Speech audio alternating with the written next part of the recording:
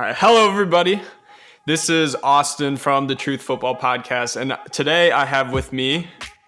Yeah, you got Reece right here with you. All right. So today we're going to be breaking down a little bit on our YouTube segment about Joe Flacco. And Joe Flacco specifically being traded to the Broncos. Now, personally, I find this to be kind of a peculiar move for the Broncos to make, mainly because they already have Case Keenum under a pretty big contract. And I don't really see how Joe Flacco is that much better than Case Keenum. Yeah, I don't see that either. And I think the Broncos are really in a lose-lose situation here because I'd be roasting them if they went and tapped into this year's quarterback class to go and fulfill that need for quarterback. But I think when you put him and Case Keenum next to each other, you get people that are in different stages of his career. Of course, Joe Flacco had a little bit better of a passing rating in comparison to Case Keenum, but he also has a much smaller sample size, only played in 9 out of 16 games last season. I think it's pretty easy to see that Joe Flacco's production has been going down over the years. I mean, he's someone that hasn't eclipsed 30 touchdowns passing ever in his career, with the highest being 27 in 2014. Over the past few seasons, he played a full season in 2017, only threw it for 18 touchdowns with 13 interceptions, and in 2016, 20 touchdowns and 15 interceptions. Not good. With 2 seasons back-to-back like that, I think you kind of know what you're getting. I don't think that the Broncos should be expecting anything over 25 touchdowns. They should probably be expecting interceptions in the realm of 10 to 15. So, when you compare that Case Keenum, who I think is a quarterback that's been relatively growing over the past couple of years of his career, of course he had that standout season with the Vikings in which he took them into the playoffs. And he had I would say an average season at quarterback last year for Denver. But that was also a team that hit its stride really late in the season and kind of had struggled and had some lulls throughout the rest of the season. So probably can't put it squarely on him. So I would say that, I think Case Keenum being 3 years younger with, I'd say definitely some more time left in his career, I would rather have him under center right now for my team. So. Yeah, me too. I would say so as well. I mean, Joe Flacco, he got benched for Lamar Jackson, who I didn't think was that good of a rookie. So that kind of brings out the question in my eyes, what's the end game for Denver here? Are they going to bring him in and develop a quarterback under him? That's what I would hope would happen, at least. And if so, is this quarterback not going to be... Is having Joe Flacco as a mentor for a young quarterback that much better than Case Keenum? That doesn't make much sense to me at all. And also, if he's just going to get benched by mid-season, why even give up the draft capital to go get him? Yeah, and really, it's not even just sat for Lamar Jackson, but eventually traded. Yeah. They felt so confident that he wasn't going to eclipse what Lamar Jackson was able to do, which is not much. No. He really struggled against the Chargers in that playoff game. Caught a little bit far late in the season, but I think he's a pretty simple quarterback to scope out. I don't think he's going to have too much success this next year. They traded him. They feel like they feel strongly enough that they'd be better off with Lamar Jackson than Joe Flacco. And I don't think you can say the same thing about Case Keenum. I don't think you would sit Case Keenum from Lamar Jackson. No, I don't necessarily either. And I think Case Keenum at least has shown more success, at least recently, than what Joe Flacco has. I think that Joe Flacco obviously had that one standout year where they went to the Super Bowl and won it. But outside of that, Joe Flacco has been a massive disappointment, especially on his recent contract. With that as well, you're also creating an issue for yourself. Now you have 2 starter-paid quarterbacks, so you have to trade one. Is there really a team that is going to want Case Keenum as bad to take on, $18 million or something in cap space for a backup? Yeah.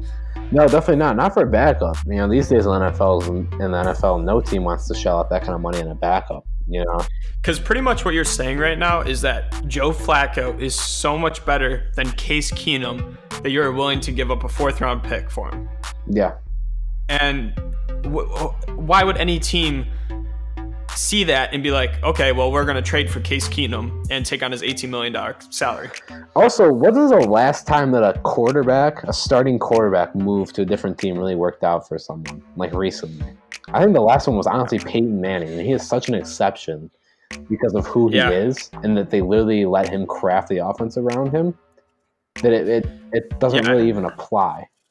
I mean, the last I think big name was Jay Cutler, and I think for the Bears that didn't really even work out nearly that well. I mean, of course, by the numbers, he's their greatest quarterback, but you know. Yeah, no, it didn't work out that well. I mean, most of the recent quarterback moves, I'll give you one exception. Outside of injury, if there's an injury issue, you can kind of look at Drew Brees and Peyton Manning, which aren't recent examples at all. But those you can say kind of worked out. But like the guys that I think of are like Sam Bradford. And I mean, who else really? You know, I wouldn't even count Nick Foles, who kind of moved back to the same system they started with. So, yeah, I mean, he was terrible. Work out. I mean, he did work out, but like, it's really weird. And you know what? Why not go after Nick Foles?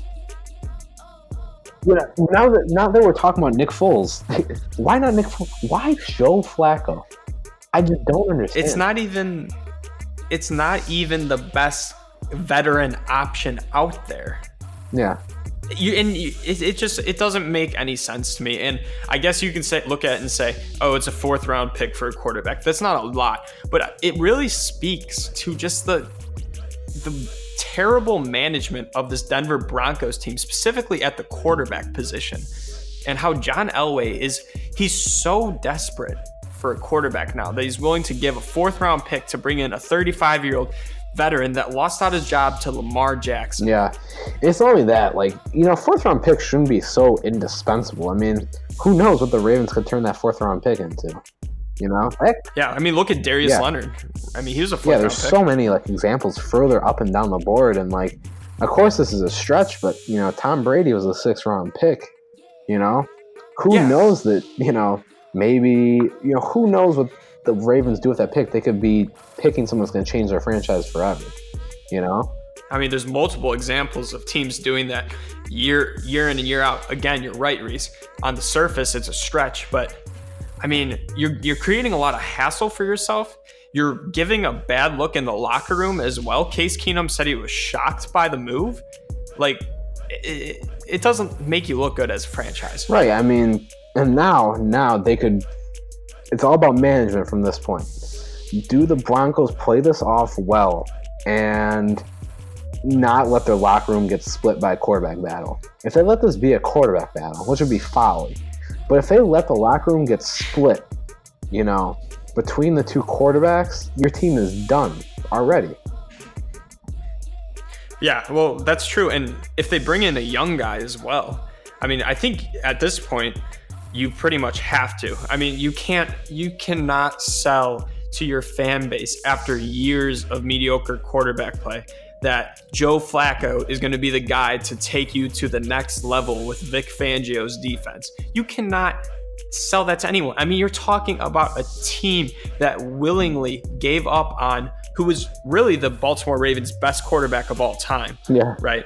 They willingly gave up on him for a player that isn't really that good of a quarterback or passing. He's not that good of a passer, I should say. No, he really isn't.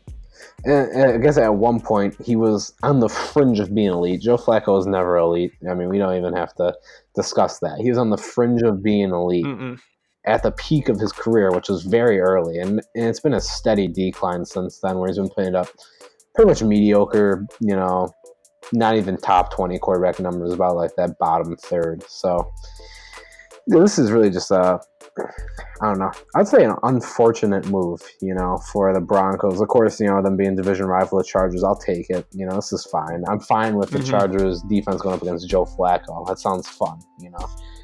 But I don't know. I really don't understand it. But it's something we come to expect. And when I read that the Denver Broncos made this move, with John Elway being the one that's pulling the strings, this made so much sense to me because I expected him to do something like this. So do you think that they will bring in a quarterback then? You know, I think you brought up a really good point about them probably having to move Keenum. I think if they move Keenum, they're going to draft a quarterback. You know? With their first pick? I don't know if you can make that trade and still draft it with the first pick. I don't know if you can do that. Because what are you gonna tell your fans at that point then? You know? You're just covering all bases? You know? I don't understand. I don't understand either, but I think that it's kind of gotten to the point where the Broncos, or John Elway at least, seems to be making moves out of desperation in my eyes.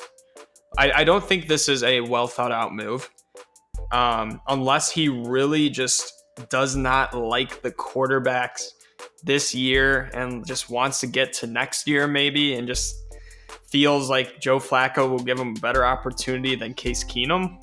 Unless he really, really feels that way, I think they're going to go ahead and draft a quarterback. And I'm going to say this. I said it on the last podcast. I think that's going to be Drew Lock. You still think it'll be Drew Lock? I'm nearly certain, because it's just so typical of the Broncos. Yeah. Wouldn't surprise me. Did they? When they drafted Paxton Lynch, did they also bring someone in that year too? I'm blanking. Because Paxton Lynch didn't end up starting that year. No, he didn't. They started Trevor Siemian. They had... I feel like they might have had somebody, but I don't think it was a veteran. I think they liked Trevor Siemian, and he somehow he was like the third string going in that year, and he managed to pull out the job. And he was actually, I remember that season. He wasn't garbage that season at all. I didn't think he was okay. Yeah, he's basically what you're gonna be getting out of like Joe Flacco and Case Keenum. You know, it's really the same thing. They've had the same level of quarterback play for actually quite a constant amount of time now, and they're gonna continue to have it with like this particular move. It's a carousel of the same types of guys. And, you know, it's kind of funny. John Elway, being the quarterback that he was, has had such an issue finding these quarterbacks. And it's almost to the point where, like, if you're a Broncos fan, I would just want him to give the duties to somebody else. I would not want John Elway to display that. And he's really, really living off of having Peyton Manning. If you look at the numbers, with him without Peyton Manning and him with Peyton Manning, they are so incredibly different as far as win-loss. Yeah, definitely. Because they are a below 500 team, I'm sure, without Peyton Manning. Yeah. Now, this isn't a segment just to shit on the Broncos. We do want to give them a little bit of credit. So is there anything good you can say about this move? I'll say that, well, I did say this fourth-round pick could be something that giving up a fourth-round pick for a starting quarterback does not seem like too much, especially while teams will shell out so many draft picks to get, you know, a starting quarterback. So I think a fourth round for it is defendable. I think at least they're trying something that's good. I think it's interesting to look for an alternative. Possibly, we'll have to see if they end up drafting a quarterback or not. But they went for an alternative outside of the draft, possibly, in a really weak draft class. So I think that would show some maturity if Elway is able to not draft one of these quarterbacks. But yeah, I think that if Joe Flacco ends up having, you know, a decent season, it'll be a defendable move. If he's better than Keenum, I mean, you could say that fourth round pick, if he's better than Keenum, is somewhat defendable. But as of right now, I do not have the best outlook on this move. Who would you say won the trade? I would say the Ravens. I would say that getting a fourth round pick for a bench warmer for someone that you probably weren't going to play next season, that's a win for you. Yeah, no, I completely agree. I mean, I when you look at, I question the Ravens too in this decision, as I do think that, you know, Lamar Jackson seemed to be kind of an issue in the playoff loss that they had, considering that he cannot keep the ball in his hands. And he's not the best passer. And I think that maybe they shouldn't have put all their eggs in one basket immediately. But ultimately, you have to say fourth round pick for a quarterback that you didn't even really see on your roster next year. That's a pretty good trade for the Baltimore Ravens. Any of the final words, Reece? No, not too much outside of that. Hopefully, I mean, this is going to be all more enticing as soon as the draft and training camp pulls up and as we get the full scope of the situation. So the discussion on this topic will definitely not end here. I'll just put it that way. Yeah, we're definitely going to have to take an outlook into the next season before we can completely make a decision. Who knows? Maybe Joe Flacco has an MVP year and takes the Denver Broncos to the Super Bowl and wins it. Probably not going to happen, but you never know. But with that, guys, hope you liked our new segment that we're doing on YouTube. We're going to try to be uploading probably like one of these a week, just quick little segments going over our thoughts on the latest news so that you guys don't have to wait for an entire podcast to come out. But with that, if you are coming from YouTube, please check out our podcast. Link will be in the description. It's on our channel, The Truth Football Podcast. We talk about the latest NFL news and give our opinions on it. Me and Reece have been the ones doing it recently, but we also have another podcaster with Ryan that comes on the show as well. And I think that these little video clips are going to be really fun to do and just give you a little outlook on what will probably be on the podcast later this week.